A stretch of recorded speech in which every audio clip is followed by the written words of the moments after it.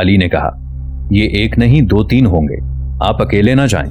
احمد نے جواب دینے کی بجائے اسے دھکیل کر دیوار کے ساتھ لگا دیا اور تلوار نکال کر ان سے کوئی 10 قدم دور کھڑا ہو گیا۔ تاریکی سے 3 سپاہی نمودار ہوئے اور ان کے پاؤں کی آہٹ قریب آتی گئی۔ اچانک ایک سپاہی جو سب سے آگے تھا چلایا، کون ہے؟ وہ نیام سے تلوار نکال رہا تھا کہ احمد نے آگے بڑھ کر ایک ہی وار میں اس کا خاتمہ کر دیا۔ 2 اور سپاہی بھاگتے ہوئے آگے بڑھے۔ احمد یکے بعد دیگرے ان کے وار اپنی تلوار کے روکنے کے بعد کترا کر آگے نکل گیا۔ اب وہ ان دونوں کے ساتھ مدافعانہ جنگ کرتا ہوا الٹے پاؤں پیچھے ہٹ رہا تھا۔ اچانک لڑکی نے آگے بڑھ کر ایک سپاہی کی گردن پر تلوار مار دی اور وہ چیخ مار کر گر پڑا۔ دوسرے سپاہی نے مڑ کر بھاگنے کی کوشش کی، لیکن علی نے اس کا راستہ روک لیا۔ اس نے بلند آواز میں اپنے ساتھیوں کو مدد کے لیے پکارا اور اپنا راستہ صاف کرنے کے لیے علی پر یکے بعد دیگرے چند وار کر دیے۔ علی نے شاید اپنی زندگی میں پہلی بار تلوار اٹھائی تھی۔ الٹے پاؤں ہٹتے ہٹتے اس کا پاؤں ایک سپاہی کی لاش سے ٹکرا گیا اور وہ پیٹھ کے بل گر پڑا۔ اتنی دیر میں احمد نے آگے بڑھ کر سپاہی کے کندھے پر تلوار مار دی اور وہ بھی گر پڑا۔ اب گلی میں قسطلہ کے دوسرے سپاہیوں کی چیخو پکار سنائی دے رہی تھی اور یہ تینوں اپنی پوری قوت سے بھاگ رہے تھے۔ اپنے رفیقوں کو ساتھ رکھنے کے لیے احمد کبھی کبھی اپنی رفتار کم کر دیتا۔ لڑکی اس کی توقع کے خلاف اس کا ساتھ دینے کی کوشش کر رہی تھی، لیکن علی کی رفتار بتدریج کم ہو رہی تھی۔ ہر لحظہ احمد کو یہ محسوس ہو رہا تھا کہ تعاقب کرنے والے ان کے قریب آ رہے تھے۔ احمد نے علی کا بازو پکڑتے ہوئے کہا، علی کیا بات ہے، تم زخمی تو نہیں ہو؟ علی نے کہا، خدا کے لیے میری فکر نہ کیجیے، آپ طاہرہ کی جان بچائیے۔ احمد نے کہا، علی ہمت سے کام لو، ہم کسی باغ یا کھیت میں داخل ہوتے ہی خطرے سے باہر نکل جائیں گے۔ علی نے احمد کا ہاتھ پکڑ کر سینے کے ساتھ لگاتے ہوئے کہا، دیکھیے میں ختم ہو رہا ہوں، آپ دریا عبور کرنے کے بعد کنارے کے ساتھ اوپر کی طرف چلے جائیے۔ ایک وسیع باغ کے اندر ایک مکان ہے، وہ سب وہاں ہیں۔ اس گلی سے آگے کھیت ہیں۔ دریا عبور کرنے کے لیے آپ کو کنارے کی کسی بستی سے کشتی مل جائے گی۔ پل پر سے نہ جائیے، وہاں خطرہ ہے۔ اب خدا کے لیے بھاگ جائیے، وہ آ رہے ہیں۔ احمد نے اسے اٹھا کر اپنے کندھے پر لاد دیا، لیکن تعاقب کرنے والے اب بہت قریب آ چکے تھے۔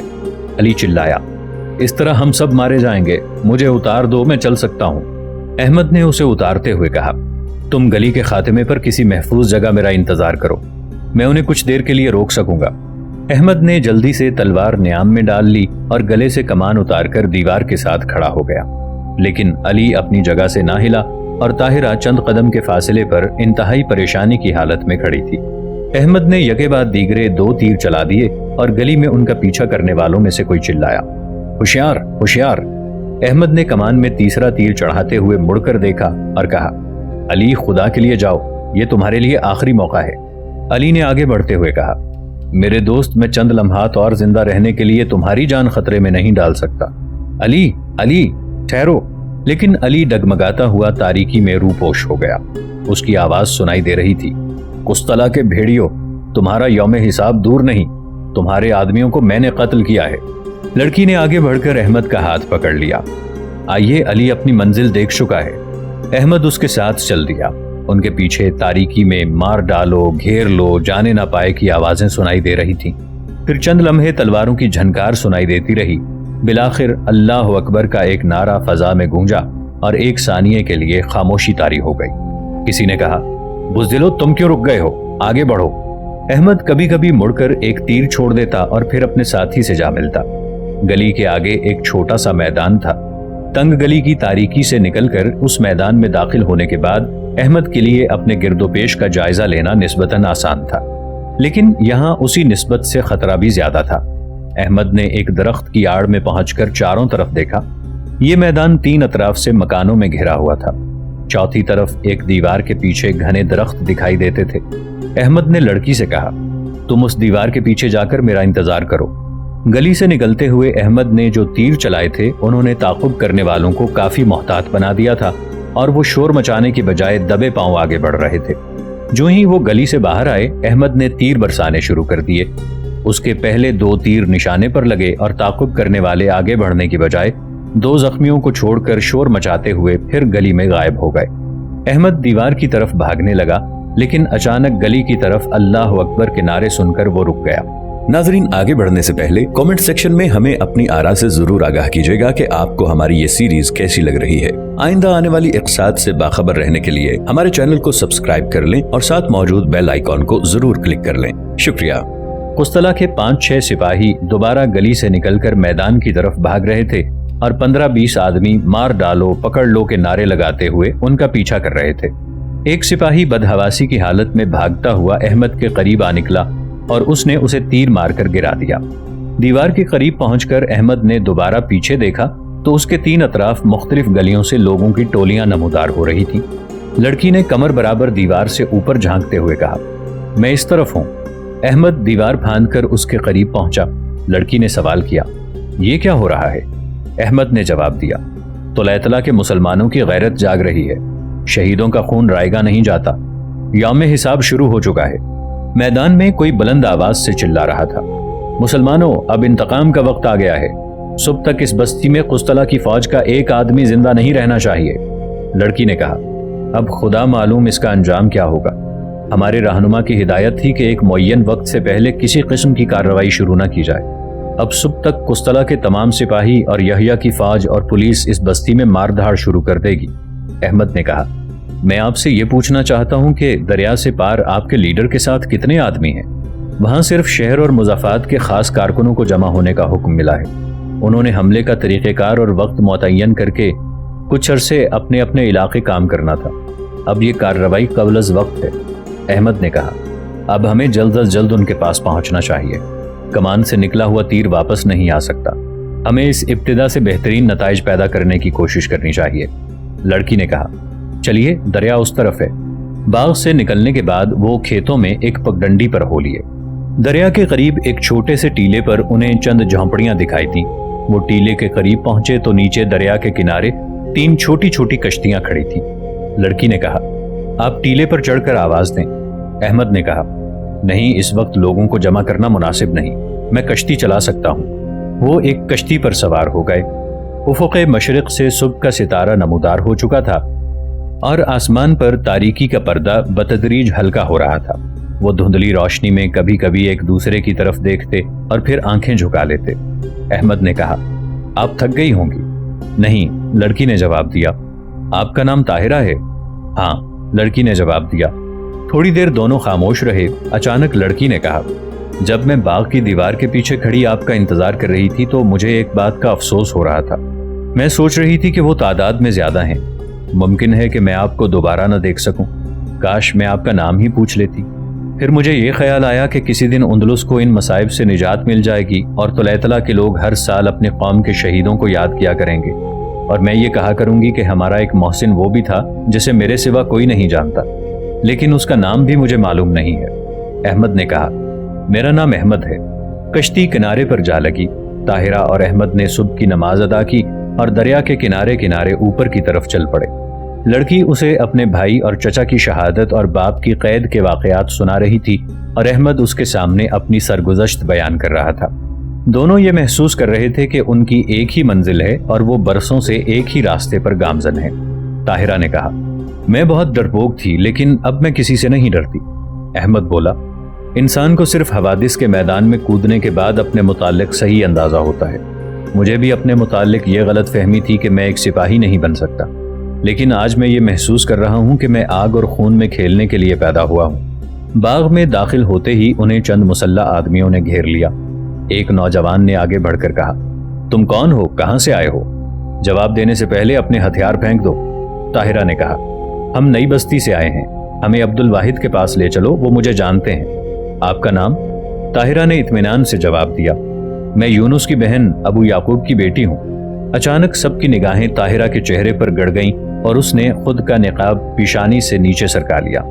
नौजवान ने कहा, बहन माफ करना, लेकिन आप यहाँ कैसे पहुंची और ये कौन है? ताहिरा ने कहा, क्या ये बेहतर नहीं होगा कि आप वक्त ज़ाय करने की बजाय हमें अब्दुल वाहिद के पास ले चलें? तुलैतला के हालात किसी फौरी इक़दाम के मुतकाज़ी हैं। नौजवान ने कहा, मेरे साथ आइए। थोड़ी देर बाद वो घने जंगलों के दरमियान एक कलानुमा मकान के सहन में खड़े थे। कोई 50-60 आदमी बाग के मुख्तलिफ गोशों से निकलकर उनके गिर्द जमा हो चुके थे। عبد الواحد ان کی آمد کی خبر سنتے ہی ایک کمرے سے باہر نکلا اور اس نے آگے بڑھ کر کہا، شیخ ابو یعقوب کی بیٹی کہاں ہے؟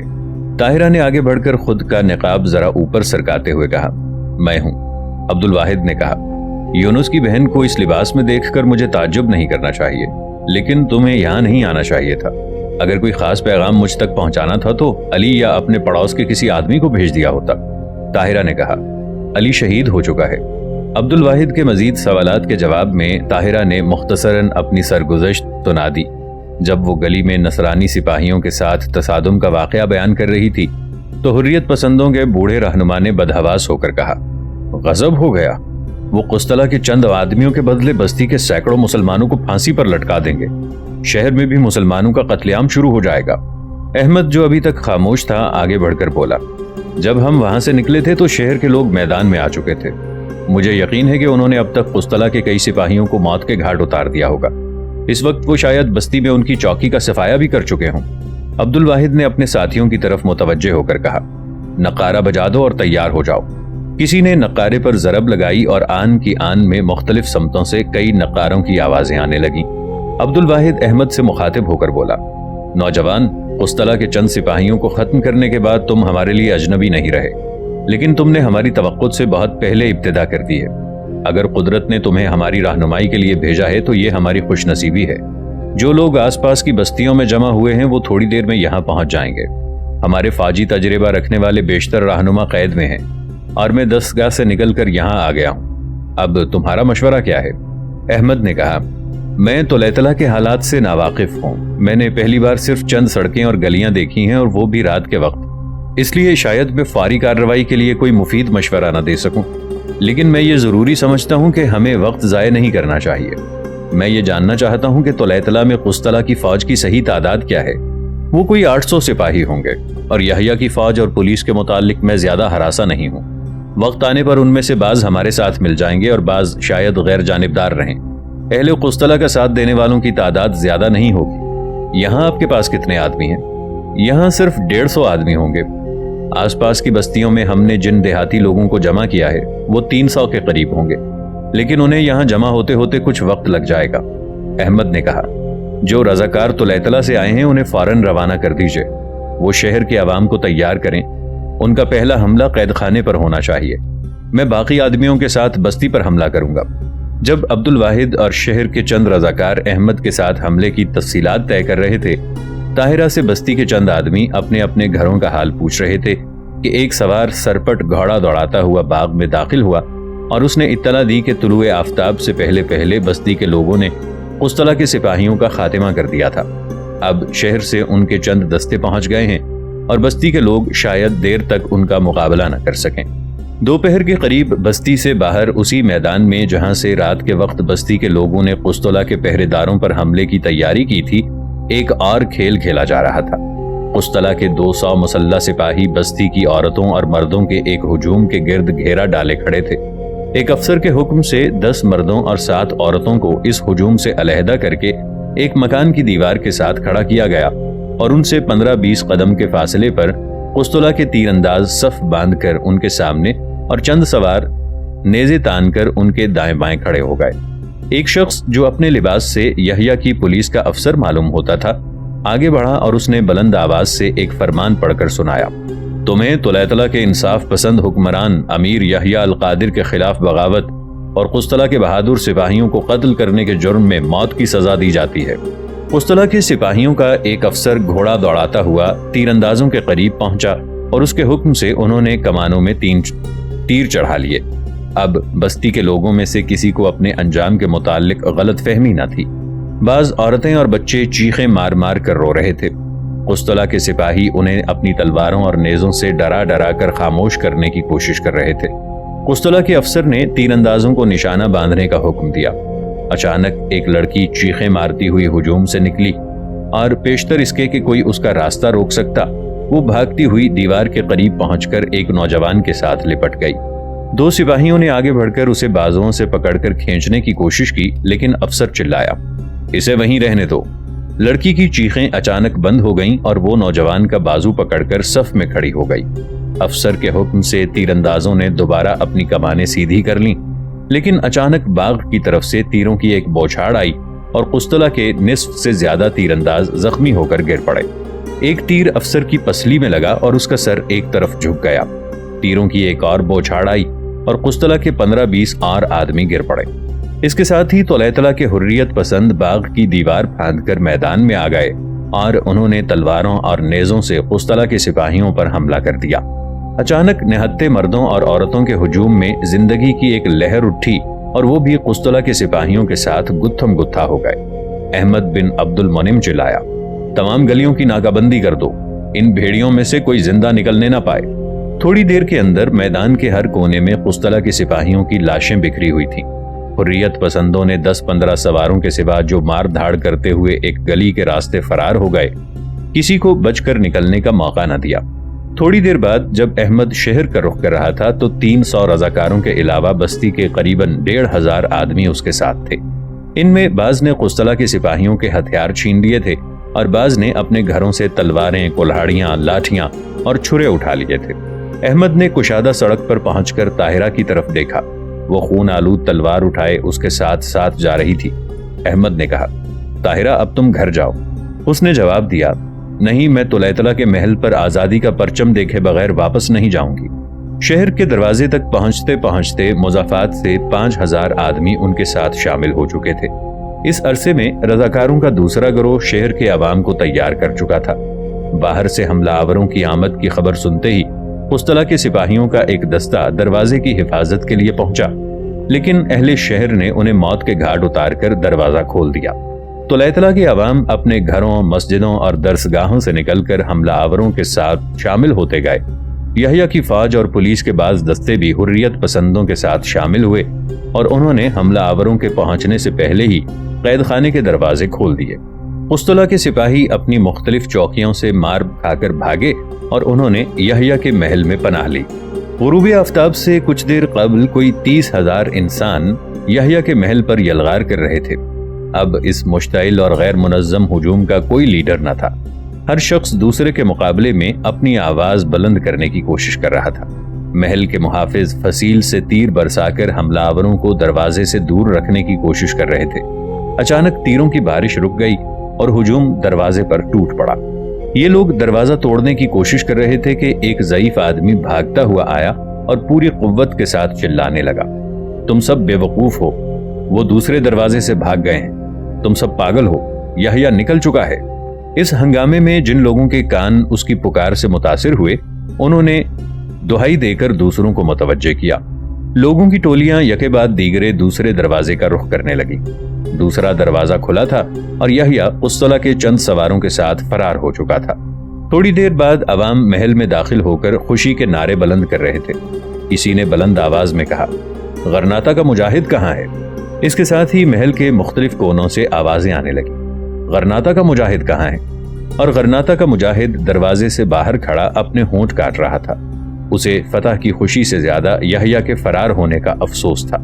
طاہرہ محل سے باہر نکلی اور اس نے احمد کے قریب آ کر کہا، ابا جان کہیں نظر نہیں آئے، عبد الواحد آپ کو تلاش کر رہا ہے، بہت سے لوگ آپ کو دیکھنا چاہتے ہیں۔ احمد نے تھکی ہوئی آواز میں کہا، میں ان سے صبح ملوں گا۔ طاہرہ نے کہا، آپ بہت تھک گئے ہیں، چلیے گھر چلیں، ابا جان یقیناً وہاں پہنچ چکے ہوں گے۔ احمد نے کہا، اگر آپ بستی کے لوگوں کے ساتھ گھر جا سکیں تو میں آس پاس کسی سرائے میں ٹھہر جاؤں گا، صبح کی نماز کے بعد میں وہاں پہنچ جاؤں گا۔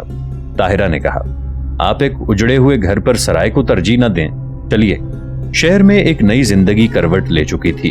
محل پر قبضہ ہوتے ہی کئی لوگ جن کے اہل و عیال یحییٰ کی حکومت کے مظالم سے زخمی تھے، شہر میں واپس چلے گئے تھے اور وہ یحییٰ کے عہدیداروں کو گھسیٹ گھسیٹ کر گھروں سے باہر نکال رہے تھے۔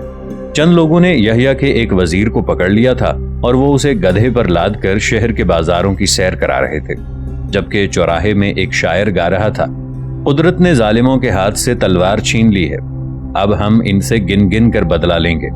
چند نوجوان اس کے گرد جمع تھے۔